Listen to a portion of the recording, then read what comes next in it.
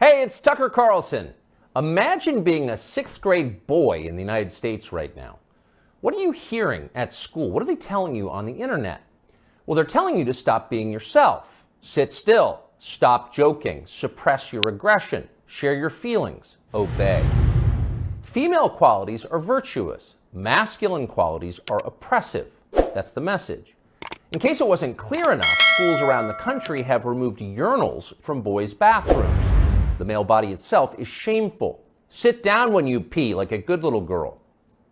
Views like this are often called feminism or woke politics, but in fact they amount to mass conversion therapy, an attempt to change the fundamental nature of people. Nothing like this has ever been attempted at scale. It's one of the most grotesque and destructive experiments in human history. What would it be like to find yourself the subject of that experiment as a boy trying to become a man during the Biden years? Well, you might kill yourself. Many have. You might decide to reject your own manhood and embrace androgyny, or even switch sexes. Girls are better? Fine, I'll become one. Or more likely, you might simply withdraw into porn and weed and video games and give up on your life before it's begun. You might retire at 19, a less dramatic form of suicide. All around us, this is happening. Noticing it is forbidden, but that does not make it any less real. So it's probably not surprising that Andrew Tate was the most Googled man in the world last year. He offers a different vision. Tate is a former professional kickboxer who about a decade ago began posting advice to young men on social media. Tate's view is that men want respect above all. It's how they're wired. In order to get respect, men must become worthy of it. They must become more impressive. Wake up early, work as hard as you can, stay sober, find God, keep yourself physically fit, don't complain. That's his worldview. Earlier generations of Western leaders might have found parts of Tate's message inspiring. Now it's seen as a threat. The media treated him like a criminal up until the day he was officially classified as one. Just after Christmas last year, Tate and his brother Tristan were arrested and thrown into prison in Romania, where they live. The Tates were held without charges for 3 months, very likely with the encouragement of the British and American governments. In June, they were charged with human trafficking. They're now under house arrest until their trial.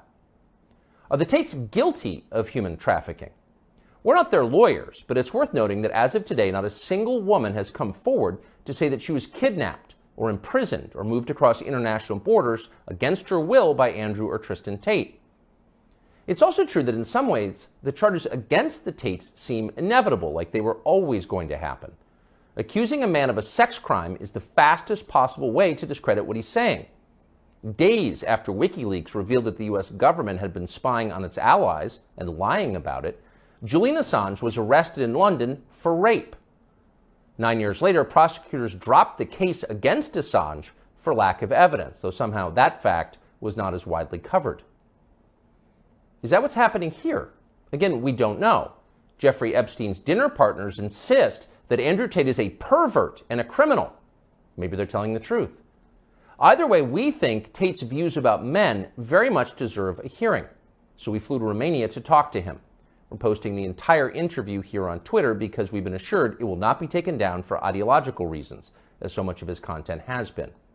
The video is long, but if you can, take the time to watch it. Make up your own mind about Andrew Tate. Here it is. So what are you charged with? That's a really good question. I'm charged with being the head of an organized criminal group, which is in charge of recruiting girls to make TikTok videos to steal the money from the TikTok views. Recruiting girls to make TikTok videos and stealing the money. So it's really a financial crime? It looks that way. And it's very interesting because the girls who they've identified to add to the file are saying that we're not victims of anything and this isn't true. But the state believes it's true, and the state thinks that I, as a 35-year-old man, woke up. I was already extremely financially successful. I was already a father. I was already very well known. I had no financial motivation. I have no criminal record. It's not my personality profile, but I woke up at the age of 35 and decided to make girls do TikTok to enrich myself with the pennies that I would earn from TikTok views. So in the United States, I think the belief is that you were charged with human trafficking. Yeah, that's human trafficking, because what you do is you force a girl to work against her will for financial gain. That's human trafficking. And their justification for this is that girls do TikTok. Some girls I know who they found who say they're not victims have TikTok accounts. How do you force someone to do TikTok videos? I guess the prosecutor is going to have to explain that, isn't he? It's a very interesting scenario I'm in, and I'm inside of Romania, so I have to show a degree of respect to the Romanian judicial system, and I have to show a degree of respect to the situation I'm in. But the overall charge is that there's an organized criminal group. There's a group of us. I'm the head of it. My brother is below me, and we use the lover boy method to convince women to do TikTok videos to make money so that we can steal the TikTok money. So there's no, just to be clear, you are not accused of pandering, of pimping, of forcing women to have sex with anybody. No, not forcing them to have sex, not restraining their movement, not stopping them from living a full life, but the fact that we are somehow convincing them to have TikTok. Very interesting. I don't think... But there's no actual... I'm asking you this because I do think it's a widespread belief that you were accused of pimping. Yeah, no, that's nothing to do with any of this case. Absolutely nothing. And it's kind of scary because the crime in itself of human trafficking is a unique one, because they can ignore the statement of the victim. So the girls have come forward and said, this is insane. You've just picked us because we're near Andrew and we're his friends. But the whole idea of the crime is they can say that she's brainwashed, right? She's under duress. So you can ignore her statement. State says she's a victim regardless of the fact that she says she's not a victim. So it's very interesting because the difference between sex and rape is consent, right? Right. But they remove all of that. They're like, nope, you're a victim. No matter what you say, we're deciding you're a victim. And they've chosen them. And of course, these girls do nothing pornographic. They've never had sex with anyone, nothing to do with that. So they've picked TikTok. So it's scary. Imagine you're a full-grown man anywhere in the world today.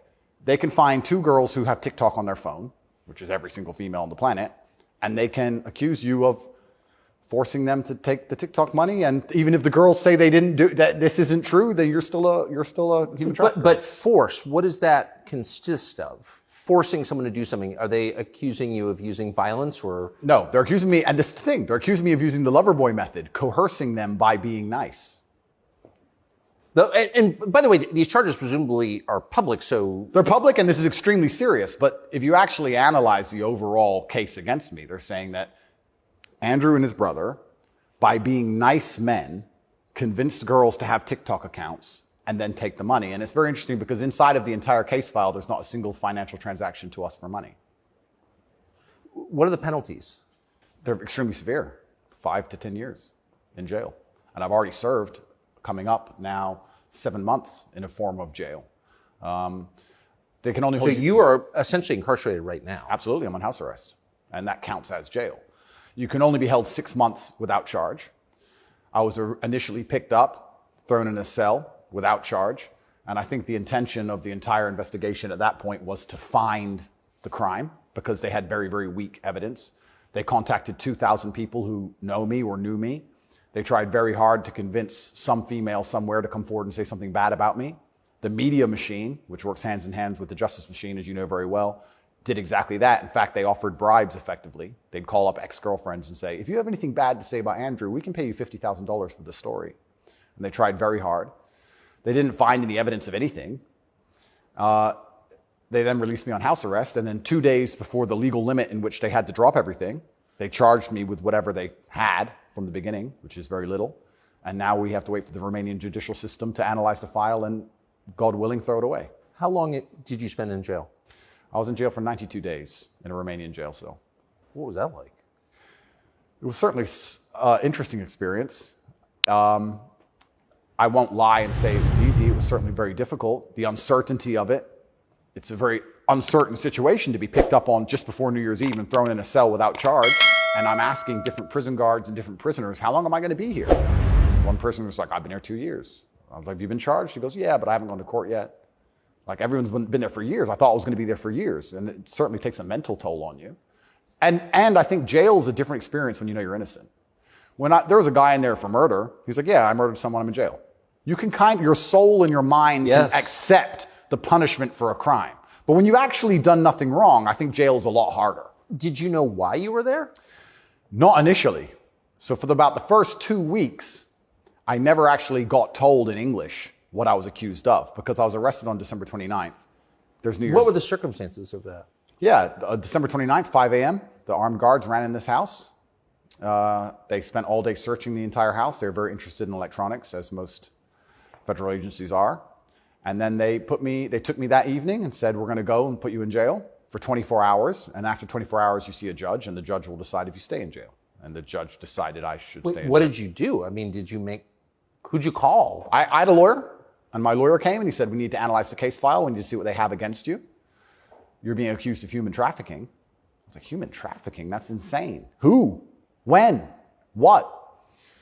I went to jail, and then I was given all this paper in Romanian. I don't speak Romanian, although I live here. And then I was waiting for the translation. So I think it's about 2 weeks before I finally got the papers in English to understand why I was in a jail cell. And then I really understood how insane the accusations were. What is human trafficking? Yeah, so the overall, my understanding of it, they're saying that human trafficking is when you convince a woman to do something she doesn't want to do for financial gain. And there's different methods you can do that. You can do that through force, and you can also do that through emotional coercion. I think most people, just speaking from the American perspective, most people believe that human trafficking is effectively slavery, selling human beings. That's what I believe as well. Absolutely. And this is the thing that's so interesting. When you finally end up the enemy of the matrix, and they use the legal system as a weapon to punish you for having an opinion, you realize how subjective the law is, right? Because it can be a weapon. When you have something subjective, you can just pick and choose. So if they sit and say, human trafficking is a woman doing something for financial gain against her will via emotional coercion. Well, he knows these two girls, they have TikTok accounts. Emotional coercion? Convincing her. That's what I'm accused of, because they have no proof of me doing anything wrong. So they said, he's convinced these girls to do TikTok for money. The girls have said this is not true, and the state is denying their statement, saying, no, you're brainwashed, it is true. And I went to jail. So how is the state, so the state is trying to coerce the women, so how is the state not committing human trafficking by the same definition? Well, absolutely, it's very interesting. It's very interesting that you can sit someone down and tell them they're a victim when they say they're not a victim. You're a victim of being coerced, and we're going to try to coerce you into conceding you were coerced. Exactly. It's a very interesting scenario. And okay. Yeah, and it's a very interesting scenario. And it's up until this point, no judge has looked at the evidence of the case. So up until this point, I've been to court a bunch of times. But the only reason I was in court was to discuss my preventative detention. So under Romanian law, if you being free can impede the investigation, you should stay in jail. So the judge agreed that, yeah, maybe if he's free, he can damage this investigation because they're trying very hard to get something on this guy. So I've done a bunch of jail time. And now it just begins. The judge is going to look at the case. And like I said, God willing, I still have enough faith in the Romanian judicial system that she's going to look at this and go, this is not a crime. Or you're aware of the media coverage of this, however. So you're in jail for 90 days or more, and the rest of the world is talking about you. Do you know what they're saying? They're saying very heinous things, and I would hate to come across as a conspiracy theorist, Tucker, but I kind of have a feeling that this might be something to do with my influence and an attempt to slander my name. Perhaps I'm crazy. But the fact that they chose such a heinous crime, and they reported it so heavily, and they won't shut up and keep repeating basically a slander attack day after day after day. Also considering the fact that other people who genuinely commit heinous crimes have far more favorable press coverage. I don't want you to think I'm a conspiracy theorist. Please, Tucker, I would hate for you to come here and call me crazy. Yeah. But something very strange about it, and I think What, when Jeffrey Epstein's friends call you immoral? Yeah. The goal of it is certainly to slander my name, and I like to see it as a litmus test. I like to see it as an intelligence test. Anybody who wakes up and looks at me and goes, he's a human trafficker because of TikTok, they're fully gone. So, but from the West, just to defend the average news consumer in the West. Sure. Andrew Tate, kind of an outlaw. Yep.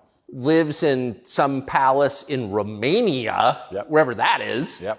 And Romania sounds like the kind of place where human trafficking is like the main industry. A lot of it happens here. That's what's so crazy about it, right? What's so crazy is if they really wanted to find a human trafficker, I think they could probably do it quite easily. But they managed to get me. That's certainly the perception. But it's one of those charges that kind of sells itself. Oh, absolutely. And it doesn't matter if you're found guilty or not, right? You're a human trafficker forever. And but I do think that public consciousness is changing. I think with things like there's been some very large court cases recently involving some very famous people in which women were caught lying, trying to slander men's names for rape and these kinds of things. And I don't think people believe it anymore. But that scares me to a degree, because I think that the typical weapon, the standardized playbook, is now failing, and I don't know what the new playbook's going to be. It's almost like better the devil you know. That you're too famous, you're too successful, we don't like you. Call him a rapist or a human trafficker, put him all over the news, slander his name, try and wreck his life. Now that nobody believes it, what's the next move? What are they going to try next? Wouldn't it just have been easier to commit like a massive financial crime and defraud people of billions, come up with like a fake cryptocurrency, call it like, I don't know, FTX, or just give a name to it. Yep, something random. You know, steal billions. Absolutely, and I would have certainly made a lot more money than TikTok, because I don't think TikTok even pays you for views. And if it certainly does, I never got a single transaction from it. If I was accused of a financial crime, my name would not be slandered. So of course. Well, of course not. You have the presumption of innocence. So just back to the jail thing. So you're in with your brother. At the beginning, I was not, but towards the end, I was, yeah. What did you do all day? It's a good question. I looked at the wall, stared at the wall, smoked cigarettes, lots of push-ups, read the Quran. You smoked cigarettes, did push-ups, and read the Quran. Basically, yes. And certainly had some introspective moments. Tried my best to get out, tried my best to via my small phone calls, understand what's happening in the outside world. Tried to make sure that the people I love and care about are taken care of, because I'm the man of my family, and I'm also the man of quite a large, I wouldn't say empire, but life. And there's a whole lot of people who rely on me. You know, you have staff and families, you have children and families. I know the feeling, yeah. So when you're plucked from that, it's kind of strange. You're in jail and you're concerned for yourself, but your primary concerns are also all your duties as a man. I have duties as a man. I don't want children to starve. You've got a whole tribe. I've got people to pay. So it was very, very frustrating, constantly trying to make sure everybody else was okay and feeling helpless. That's what hurt me the most. I was trying to make sure everybody I love and care about was fine, and I wasn't as powerful as I should have been, and that was very upsetting, and especially if they were going to keep me there for years. I was having serious concerns about how I can feed the people I love. Did you ever come to the edge at all? No. I certainly had some days I was less happy than others, but I made sure that my mindset was built in a way that I could always be doing something constructive, and also I think you get what you give in life. And if I ever felt particularly sad on a day, I would try very hard to make other people happy, because if I made other people smile, I'd feel better. So even the dinner ladies or the prison guards, I'd try very hard just to make people smile. I know it sounds silly. As a man, all you can do is just find the resolve to continue doing the best you can in the current circumstance. So, what were the other prisoners like? I don't want to insult Romania in any way, and I love this country and I chose to live here. But if I had to describe it for the people, for an American audience to understand, I don't think Romania and a lot of these countries have the same kind of mental health setup or the mental health support that a lot of Western nations have. So you end up in jail. So I think there was a lot of mental health problems inside the jail. So it was very similar. It wasn't just a jail. There was also a lot of mental health problems in there, which adds a new complexity and a new dimension to the suffering, because there's just random screaming and there's suicide and it's certainly not a very nice place to be. Oh, so it's horrifying. Yeah, I don't want to go back. I will say the staff were very nice to me, and I want to make this clear. I want to make it very clear that all the staff in the jail were very professional and very nice to me. I would almost say that they believed I was innocent and they understood that I didn't belong there. There was a semi-apologetic vibe to the way I was treated by the guards, if that makes sense. Yes. They understood very well. I don't think anybody, like I said, with a functioning brain believes that me at the age of 35 decided to steal TikTok money and ruin my entire life without financial motivation. Well, the fact that you're not accused of a sex crime or of violence, which I think most people don't really understand. Yep. And they can look it up. Yep. I mean, but you're not actually accused of rape, Correct. selling anyone, Correct. pimping. Correct. Okay. That right there raises a lot of questions. Well, yeah, and this is the thing that's so interesting, because I'm accused of using a method of human trafficking called the lover boy method. So how that would traditionally work is a man would meet a girl, become her boyfriend, take her to another country, turn her into a prostitute, say I love you, like pimping. Of course. But they're saying, because all my conversations with these girls are very nice, they're saying that I used the loverboy method to convince them to do TikTok. And once again, I never made a penny from TikTok, and I have no interest in girls' TikTok's accounts, and I've never made any money from TikTok in my life. That's kind of not the impression that most people have. Okay, and that's the media, who have made that the media have tried very hard to do that. And if I had to estimate, I think that the overall intention was just to throw me in a cell, use the media machine to drum up something real. I think that's what the goal was. So, but what's the, and I believe that, it seems, I mean, obviously. Yeah. One thing, I've never been to Romania before, and one thing I'm struck by is the American presence here. So there are 3 NATO bases here now. They're bustling because of the war in Ukraine. One's on the Black Sea, right below Crimea.